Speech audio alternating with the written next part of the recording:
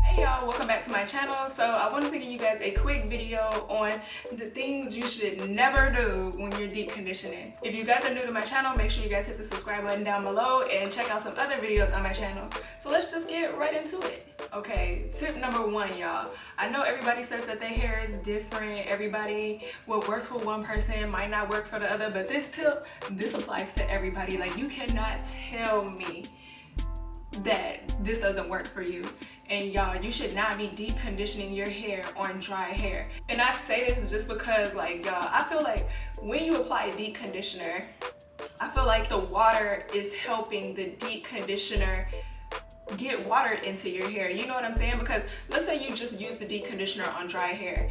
You're relying solely on the water that's made into that deep conditioner to moisturize your hair. But if you got in the shower, washed your hair, even like, shoot, wet it with a spray bottle, but I mean like get it drenched as if you were in the shower.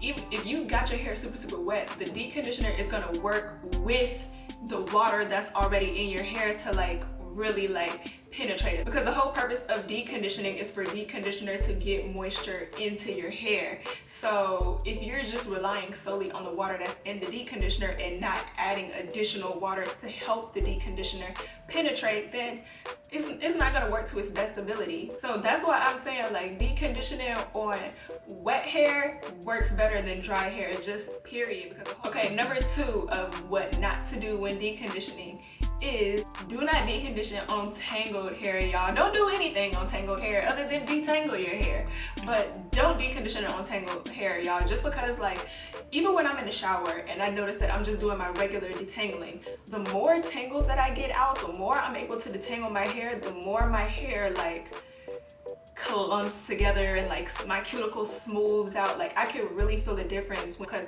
it's not like coarse anymore. It becomes like this silky smooth like little bunch, and the conditioner is able to just sit there and penetrate without any disruption. The same thing with the deep conditioner. Like, the less tangles you have, like, the easier it's gonna be for whatever product you put in your hair to just penetrate and do its thing.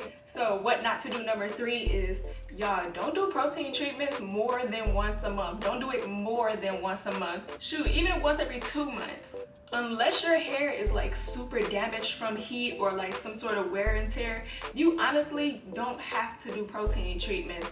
Our hair is already made up of protein, so if you're adding more protein to it, your hair is gonna get really hard and brittle. Like, one time I did a protein treatment on accident because I thought it was a deep conditioner that was picking up, but it was actually like protein, like a lot of protein in it too.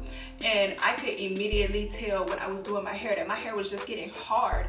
And I'm looking at the bottle like, what is this? And that's what made me realize it had protein in it, because I'm looking at the bottle like, I know this ain't no deep conditioner, because my hair could not be this hard and brittle. It was like a dry application. And even when I like rinsed it out, when I was doing my regular wash and go, like applying my products and stuff, my hair was just dry. Like, it had no slip to it whatsoever. Like, it was dry, and I felt like everything I'm just raking through, ripping my hair, like, as I tried to rake this product through. And that's when I was up there like, I am never doing a protein treatment again, unless like I have damage, because it did my hair more harm than it did good. Protein is made to build and strengthen your hair. The deep conditioner is made to moisturize and smooth your hair. And number four, don't deep condition more than once a week. Deep conditioning is super important to people who have dry hair, and y'all know I'm always stressing. Like, if you're gonna wash your hair, you might as well take the extra step and just deep condition. It's gonna take like an extra hour, and you only gotta wash your hair once a week. But don't be trying to wash your hair every day or every other day, because you're gonna wear yourself out. Like, just do it once a week and be cool. Like, let your hair do its thing and wait until it's time to wash it again. But a lot of people, like, when they start seeing results of deep conditioning, they're like, or they want faster results, they're like, okay, I'm gonna deep condition twice a week, I'm gonna do it 3 times a week because I want it to work faster. And that's how you end up getting moisture overload, y'all. Like, you gotta just let it do its thing, just like a plant. Like, if you had a dying plant, you can't be up there like, oh well, my plant's dying, haven't watered it in months, let me just give it extra water. No, you have to give it what it needs, and it's gonna soak up what it needs, and then when it's time to water it again, you water it again, and it's gonna soak up what it needs. But if you keep giving it water, it's gonna drown, and then you'll have another problem, just like your hair. If you keep deconditioning it, it's gonna end up getting moisture overload, and then you'll have a whole nother problem, because when your hair gets moisture overload, it becomes really limp and like mushy and really weak, and like it has no elasticity. Like if you saw how like when I put my hair down, like my curl just pops back up. Moisture overload, your stuff is gonna sag, like it's just gonna stay right there.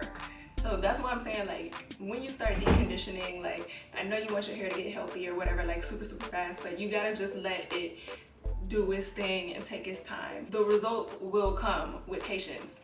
With that being said, don't decondition once in a blue moon, just like a dead plant. Like if you like, oh, my plant is dead, let me water it today, and then you don't get back to it like 2-3 weeks later, and you're like, oh, let me water it again. It's gonna be in the exact same predicament because you're not in a routine of watering it. I feel like it's a lot of people out there that be like, oh, well, I was deconditioning a couple times, I had tried it, and deconditioning doesn't work. And it's like, well, were you consistent when you were doing it? I'm just gonna big chop and cut off my hair and start over, and you end up big chopping 3 times because you're in the exact same situation that you were in the last time because you didn't do what you were supposed to the last time. Decondition your hair regularly in routine, not every blue moon, and like I said, don't expect immediate results. Like you'll definitely feel a difference, but you just gotta stay within the routine and just keep up with it. If your hair is dry, you can definitely bring it back to life, especially if you know it's not damaged. Like especially if you know you haven't been flat ironing it and doing all this crazy stuff with it, you can bring it back to life if it's just dry. Routine. I tell y'all this all the time. Okay, the next tip, y'all, is to decondition with a plastic cap on. But I just know like the best way for any hair type to decondition your hair would be to decondition under a plastic cap, and that's because the plastic cap is just going to keep that moisture and water locked in there while your hair is like bubbling and soaking in that moisture and doing what it's supposed to do. You know what I'm saying? Like it's just keeping that area moisturized, and it's not letting the water escape and the deconditioner escape and like, you know, evaporate basically. So the cap is going to keep all of that locked in, but I know using a plastic cap, it has to be better than not using one at all. And in my last tip, y'all, I told y'all this before, and I stress this, y'all, do not decondition with a regular conditioner. Deconditioner and regular conditioner is not the same thing. They are not made the same.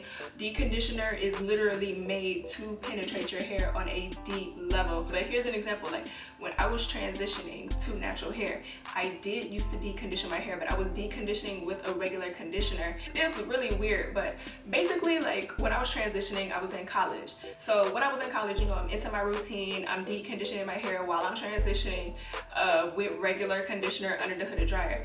So then I did my big chop like right after graduation. So after graduation, I ended up going home, like back to Chicago.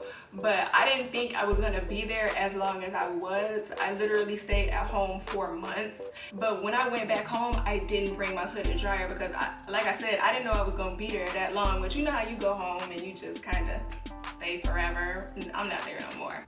So when I moved back to Chicago is when I started buying deep conditioner, because I guess when I was transitioning, I wasn't trying to spend money on super expensive products. And y'all know, I told y'all I used the same leave-in conditioner, oil, and Eco Styler gel like my whole transition. I did not switch up my products. But I guess when I was transitioning, I was kind of like, I don't want to spend a whole bunch of money on like natural hair products because I'm just trying to get there. So when I finally became natural is when I started buying deep conditioner. So I started deep conditioning for a couple months. Basically, it took me like 4 months to like get back to my apartment because my lease was up and my parents are like, okay, can you go? So basically, like when I got back is when I got back to my hooded dryer. But for those 4 months that I was at home, I was just deconditioning regularly. Like I was putting a deconditioner in my hair, putting the cap on, and like just sitting. Like I wasn't sitting under a dryer, like nothing. I was just letting the deconditioner just sit. But that's when I was like, this don't work. Like it's not doing anything. But I just kept doing it. So when I went back home to like my apartment where I had my hooded dryer, I started sitting under my hooded dryer, and that's when I like felt a difference. Like I was like, oh, this works better than it did when I wasn't using a hooded dryer. And over time, like, of just doing it, and I was just doing it because I was like, it works better. Like, I could feel that it's making a difference. But I told y'all, I couldn't like really see a difference, but like I just knew that it felt better and it felt like it was doing more when I was deep conditioning with the hooded dryer.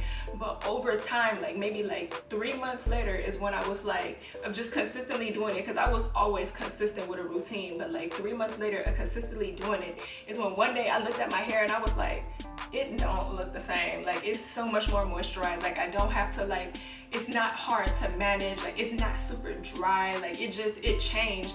And just from that point, it just kept getting better and better and better and better and better.